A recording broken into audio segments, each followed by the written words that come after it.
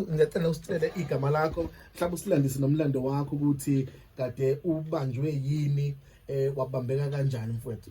Hawu, ngiyabonga ithuba, ngiyabingelela mfundisi, ngibingelela baba ngihamba nabo kwelihle igama lenkosi uJesu Kristu waseNazaretha.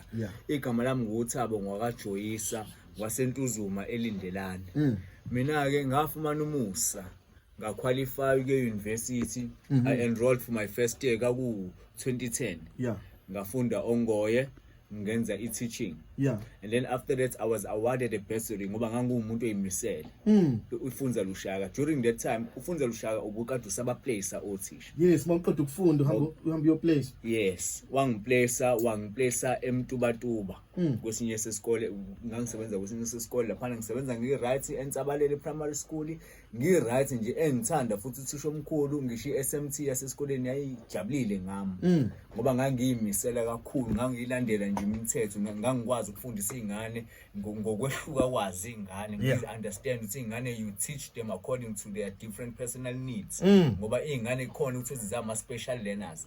So uNkulunkulu engisiza kakhulu, kodwa ke kwase kufika isikhathi sokuthi ngaba depressed ngenxa ukuthi ngangena kwenye into engeke personal issues zami ukuthi ngangilobole ngithi ngifuna ukushada. So ke lapho ke ngalimala, ukulimaleni kwami kuleso simo leso ngaba ne-depression. I-depression yazidela ekuthenini ngabe i-substance abuser, ngaqala ngaphuza kakhulu utshwala, ngagcina ngizama ukuvala isikhala, ngizizwa nginesikhala enhlizweni yami, ngaphuza kakhulu utshwala, kwahamba kwaya ngaze ngafika kwiwunga.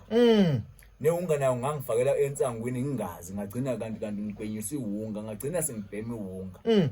Kodwa ngiyambonga uJesu ngeJerusalem ngoba kwahamba isikhathi ngangaxoshwa emsebenzini, kakusekukubi ngingasaperform kahle, ngaze ngaresign ngawuyeka umsebenzi ngoba ngibona ukuthi isimo sami sesiyabheda.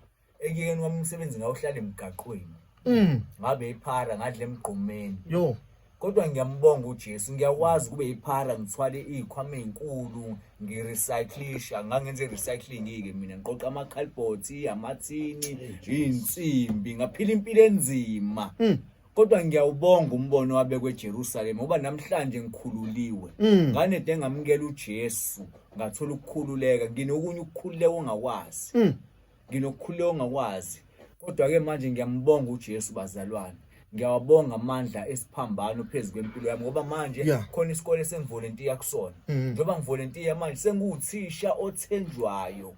Kade kuhlangenwe nje nini iThangi kuye kwiBraai. Ngizwade kuvala. Abanye bayaphuza, mina senguthisha ongaphuzi ukuphuza utshwala.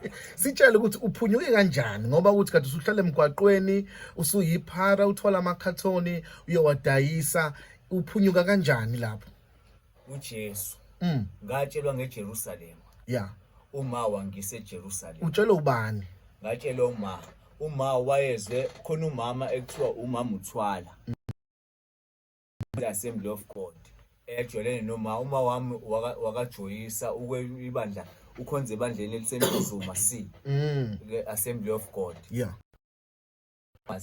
So umana amtshele umama Mthwala athi hayi umfana wakho umyise lapho uzosizakala eJerusalem ngoba eJerusalem bakwazi umoya kaNkulunkulu osebenza lapha uthi ubuyisela umuntu kulesi simo lesi ayesona edalo uNkulunkulu ngoba uNkulunkulu ungumoya. So uNkulunkulu njebo umoya, a godly component in a human being is the Spirit of God.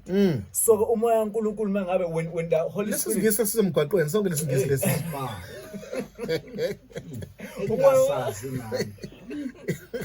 umoya kaNkulunkulu mangabe usubuyiselwa kwena, ubuyela kuleya initial state owuyona udalo uNkulunkulu, uba umuntu oresponsible ngoba uba usuba nomoya oyingcwele. Umoya oyingcwele navigator yokezulwini ekutshelayo ukuthi ungakwenzi lokho, ungakhulumi kanje, ungakwenzi lokho, uyathembeka ngisho wenza umsebenzi izingane uyayithanda, uyifundise ngendlela efanelekile.